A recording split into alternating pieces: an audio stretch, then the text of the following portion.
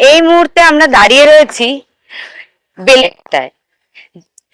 বিগত 15 বছর ধরে যে কি পরিমাণ বেআইনি নির্মাণ এই শহরের বুকে উঠেছে তার নিদর্শন রয়েছে আমার পিছনে।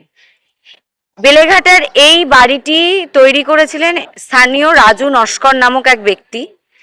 তিনি লোকের থেকে 20 লাখ 25 লাখ টাকায় বাড়িগুলি বিক্রি করেছেন, কিন্তু যারা এই বাড়ির বাসিন্দা বা যারা বাড়িগুলি কিনেছিলেন তাদের দাবি যে এই বাড়ির না রেজিস্ট্রি হয়েছে না মিউটেশন হয়েছে। এই বাড়িগুলি পৌরসভার আদতেও কি পৌরসভার নির্দেশ অনুসারে হয়েছে সেটার প্রশ্ন। আজকে সকালে এখানে পৌরসভা থেকে এই বাড়ি ভেঙে ফেলার নির্দেশ দেওয়া হয় এবং তারপরেই এই এরিয়া উত্তপ্ত হয়ে ওঠে এবং দেখা যায় যে সেখানে বিক্ষুব্ধ জনতা রাজু নস্করকে মারধরও করে। আমার ক্যামেরা পার্সনকে আমি দেখাতে বলবো এই বাড়ি ভাঙার কিছু দৃশ্য।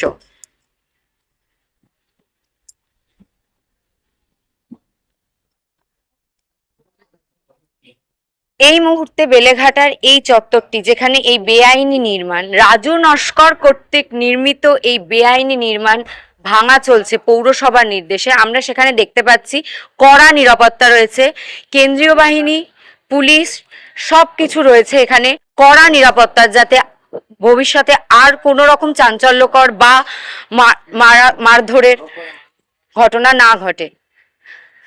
আপনারা দেখতে পাচ্ছেন এখানে কি পরিমাণ পুলিশ বাহিনী এবং কেন্দ্রীয় বাহিনী রয়েছে এবং বহু মানুষ যারা দূর থেকে জিনিসটি দেখছেন। এবং এইভাবে গত 15 বছরে কলকাতার বুকে একের পর এক বেআইনি নির্মাণ, যার হয়তো পৌরসভার কোনো অনুমতি নেই, তৃণমূলের 15 বছরের এই লুঠতরাজ বা গুন্ডারাজে এখনো এলাকার মানুষ তথস্থ, তারা মুখ খুলতে নারাজ। তাদেরকে জিজ্ঞাসা করলে তারা বলছেন তারা কিছু জানেন না বা তারা এই এরিয়ার লোক নন।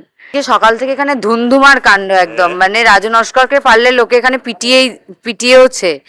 তো সকাল থেকে এই যে ধুন্ধুমার কাণ্ড, এই যে বেআইনি নির্মাণ, এই যে এত মানুষ যাদের থেকে উনি টাকা নিয়েছিলেন তাদের রেজিস্ট্রি হয়নি, মিউটেশন হয়নি, তো এতে সাধারণ মানুষ হিসেবে আপনার কি মনে হয় এতে সাধারণ মানুষের কতটা লস হলো?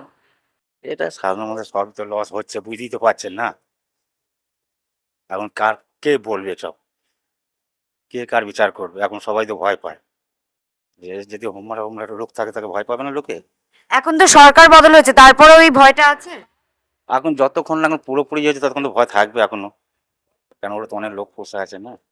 এই যে রাজু নস্কর, তার মানে সে যথেষ্ট, তার মানে তার এই এলাকায় যথেষ্ট তার মানে ভয় ত্রাস রয়েছে বলছেন, এটা আছে। সেই কারণেই এই আশপাশের লোকেরা মানে কথা বলতে বা এ করতে ভয় পাচ্ছে। হ্যাঁ, সেটাই তো, কথা বলতেই তো ভয় পাচ্ছে না।